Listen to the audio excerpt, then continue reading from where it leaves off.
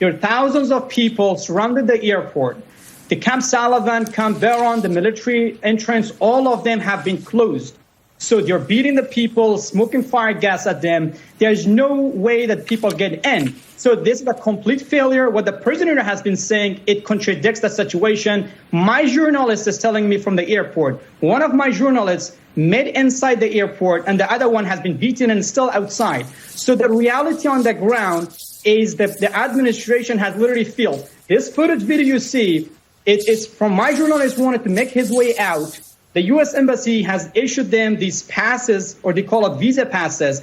The problem is not the Taliban. The problem is our capabilities, U.S. forces and the Afghan security forces, they cannot control the crowd. We're talking about thousands of people. 18,000 left, 6,000 screened last night. Right now, everything is closed. So what we see all these footages, they're being beaten. And there's another thing. Over 90% of these people have never worked for the U.S. government. Their families are not in the U.S. So it has been a mismanagement of this program. You know, this should have been done long time ago. We literally failed. It has been a terrible leadership. And I think still the president, he admitted his failure, and he's still not regretting what is happening on the ground. You know, yes, there are a lot of brave American soldiers on the ground, but if the leadership is not working, if the strategy is not working, how are you going to safely bring these people home? You know, on the crowd, my journalist told me there are a lot of American citizens with green cards, even with a U.S. citizenship passport, and the NGOs. That is the issue. So the crowd, there's really hard for people to go and say, oh, you're an American,